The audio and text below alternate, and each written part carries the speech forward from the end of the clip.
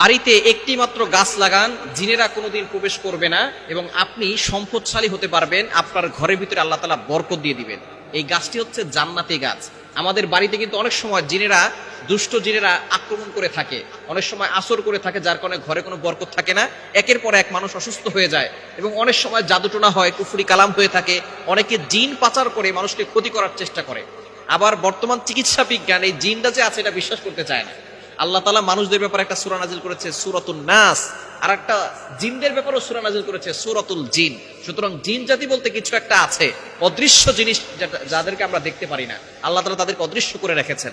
আল্লাহ তাআলা এই ব্যাপারে কোরআনুল কারীমের ভিতরে আয়াত নাজিল করে দিয়েছেন। ২৭ নম্বর পারা ২ নম্বর পৃষ্ঠার ৫-৬ নম্বর লাইন, সূরাতুল জারিয়াতের ৫৬ নম্বর আয়াতে আল্লাহ বলছেন, ওয়া মা খালাকতুল জিন্না ওয়াল ইনসা ইল্লা লিয়াবুদুন।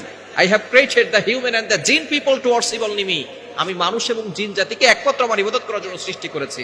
সুতরাং জিন জাতি আছে, এটা যদি কেউ বিশ্বাস না করে তাহলে তার ঈমানও থাকবে না। যেহেতু কোরআনের আয়াত এবং আল্লাহ তাআলা নিজে বলে দিয়েছেন, যদি কেউ বিশ্বাস না করে তাহলে তার ঈমান থাকবে না, সে মুসলমান থেকে খারিজ হয়ে যাবে। এজন্য জিন জাতি আছে এবং জিন জাতি মানুষকে ক্ষতি করে। যারা অনেক সময় ভয় পেয়েছেন, বিপদে পড়েছেন, তারা এটা বুঝে। আর যারা এখনো বিপদে পড়ে নাই তারা মনে করে জিন জাতি কিছুই না, এটা মানসিক ভারসাম্যহীনতা।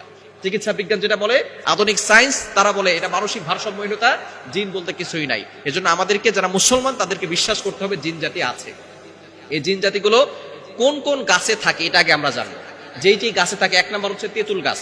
বড় যে তেঁতুল গাছগুলো আছে, আমাদেরকে অনেকে বলে, হুজুর অমুক রাতে তেঁতুল গাছের নিচ দিয়ে গিয়েছিলাম, তখন আমাদের অ্যাটাক করেছে, এরকম হয়। বট গাছে থাকে, বড় তাল গাছে থাকে, যে গাছগুলো অনেক বড় হয়ে গেছে, এই গাছগুলোতে জিন জাতি বসবাস করে। তবে একটা গাছ যদি আপনার বাড়িতে লাগাতে পারেন, আপনার ঘরে ঢুকবে না, সেটা হচ্ছে জান্নাতি গাছ, বড়ই গাছ। এই বড়ই গাছটা হচ্ছে খুবই ভালো একটি গাছ এবং এটা জান্নাতি গাছ। সিদরাতুল মুনতাহা, ৭ আসমানের পরে একটা জায়গা আছে সিদরাতুল মুনতাহা। এটা নবীজি সাল্লাল্লাহু আলাইহি ওয়াসাল্লাম যখন মেরাজে গিয়েছিলেন, তখন তিনি এই সিদরাতুল মুনতাহা একটা গাছ দেখেছেন, বড়ই গাছ। এই বড়ই গাছটা এত বড় গাছ, যার পাতাগুলো হচ্ছে হাতির কানের মতো, এবং তার বড়ই, এক একটা বড়ই হয় ১২ মণ ওজনের, ১১ থেকে ১২ মণ ওজনের এক একটা বড়ই হয়। নবীজি সাল্লাল্লাহু আলাইহি ওয়াসাল্লাম নিজে এসে মেরাজ থেকে বলেছেন যে সেখানে একটা বড়ই গাছ আছে। সুতরাং এই গাছটা হচ্ছে জান্নাতি গাছ।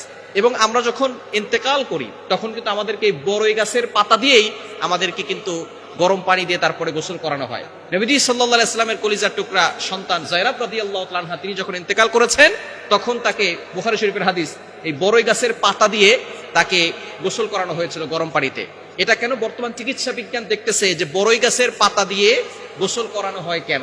খুব সুন্দর সুন্দর সাবান আছে, অনেক সুগন্ধিযুক্ত সাবান আছে, এটাকে অনেক ক্লিন করে। কিন্তু বড়ই গাছের পাতা দিয়ে কেন করা হয়? যখন গরম পানির ভিতরে বড়ই পাতা দেওয়া হয়, তখন এই পানিটাকে বড়ই পাতা এতটা ক্লিন করে, অন্য কোনো পাতা করতে পারে না, এবং সাবানও এতটা পরিষ্কার করতে পারে না। এই বড়ই গাছের পাতাটার এতটা গুণ রয়েছে, যার কারণে মৃত্যুর সময় তাকে পবিত্র পানি দিয়ে এবং সুন্দর পরিষ্কার পরিচ্ছন্ন পানি দিয়ে গোসল করানোর জন্য ইসলামের বিধান রয়েছে। চিকিৎসা বিজ্ঞান অবাক হয়ে গেছে যে বড়ই গাছের পাতার ভিতরে এমন কি আছে, যার কারণে নবীজি সাল্লাল্লাহু আলাইহি ওয়াসাল্লাম ১৫০০ বছর আগে কোনো সায়েন্স ছিল না, কোনো টেকনোলজি ছিল না, কোনো ল্যাব ছিল না, তখন নবীজি সাল্লাল্লাহু আলাইহি ওয়াসাল্লাম বলে গেছে বড়ই গাছের পাতা দিয়া গোসল করানোর জন্য। এখন চিকিৎসা বিজ্ঞান এটা দেখে তারা শেষ পর্যন্ত মুসলমান হয়ে গেছে, বলেন সুবহানাল্লাহ। এজন্য এই বড়ই গাছের পাতার ভিতরে অনেক গুণ রয়েছে, এবং বড়ই গাছটা হচ্ছে বরকতি গাছ। আপনার বাড়িতে যদি থাকে, ইনশাআল্লাহ আপনার ঘরের ভিতরে বরকত আসবে এবং জিনরা প্রবেশ করতে পারবে না। এখন অনেক সময় এমন হয় যে আমরা গান বাজনা এবং এমন ভাবে কুফরির ভিতরে লিপ্ত হয়ে যাই, হারাম কাজ করি, তখন বড়ই গাছের কোনো কাজে আসবে না। আমরা ঘরের ভিতরে এমন সময় এমন কাজ করি, হারাম কাজ। অনেকে বলে, হুজুর আমার বাসা তো বড়ই গাছ আছে, তারপর জিন আছে।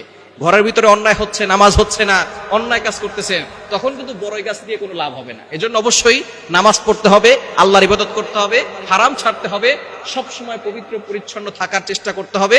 ইনশাআল্লাহ দেখবেন আপনার ঘরের ভিতরে বড়ই গাছ থাকলে তখন আর কোনো ক্ষতি কেউ করতে পারবে না। এজন্য বেশি বেশি করে আল্লাহর কাছে দোয়া করবেন, সম্পদের জন্য দোয়া করবেন। যেহেতু এই গাছটা সিদরাতুল মুনতাহা ৭ আসমানের উপরে আছে, বড়ই গাছ, সুতরাং সেই গাছটা যদি আপনার ঘরে লাগান, এই জান্নাতি গাছের জন্য, এই বরকতের জন্য আপনার ঘরের ভিতরে বরকত আসবে। আল্লাহ পাক রব্বুল আলামিন রিজিকের ভিতরে বরকত দান করবেন, সম্পদের ভিতরে বরকত দান করবেন, সংসারের ভিতরে আল্লাহ তাআলা সুখ শান্তির ব্যবস্থা করবেন, জিনের আক্রমণ এবং দুষ্ট মানুষের আক্রমণ থেকে আল্লাহ আপনাদেরকে হেফাজত করবেন।